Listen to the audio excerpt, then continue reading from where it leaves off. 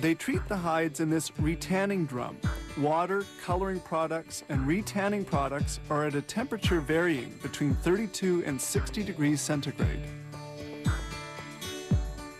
Hides are then removed from the retanning drum. The leather will then be vacuum dried for 2 minutes at a temperature of 70 degrees. Then the hide will be hung for 24 to 48 hours.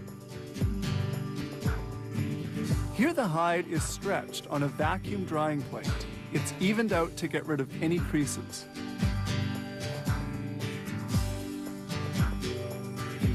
A hide measures almost 2 square meters, and they'll need about 0.4 square meters of leather to make a boot.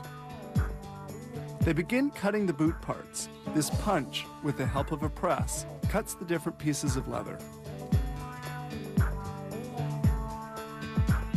They also cut brown fabric pieces, the interior lining of the boot, made from a foam base and woven polyester fibers. This paring machine thins the edges before they're sewn. During the cutting, each piece of leather is identified by its size.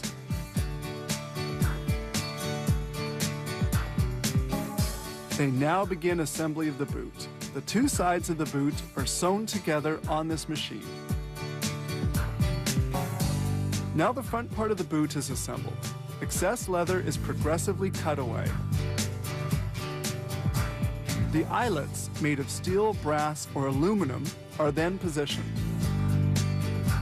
Here they attach a foot mount on a form with tiny nails called tacks. The last is placed in the boot to facilitate the assembly of the front part. This carding machine removes any unevenness at the level of the lining before proceeding to the next step. They now install the tempered steel toe cap. The lining is pulled, they insert the cap and fix it well in place.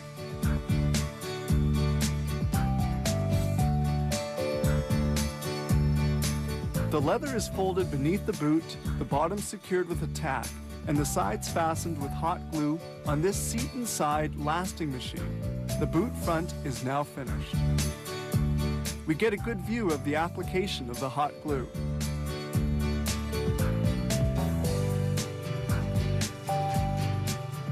At this stage, they remove the last, installed at the beginning. It's no longer needed.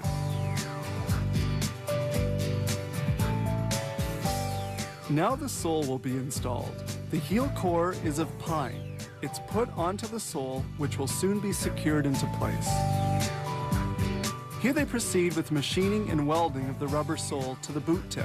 It's called vulcanization, done at a temperature of 165 degrees, and the sole is solidly installed. This machine sands the edges of the sole to eliminate any vulcanization residue. They also apply a sealant. They now place an insole inside the boot.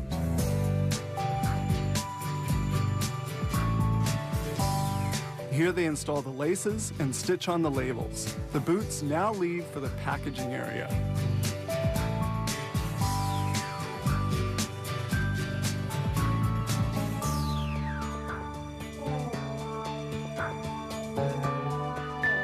Building a pair of boots required no less than 123 different fabrication steps, including packaging. Each pair needs 101 meters of nylon, cotton,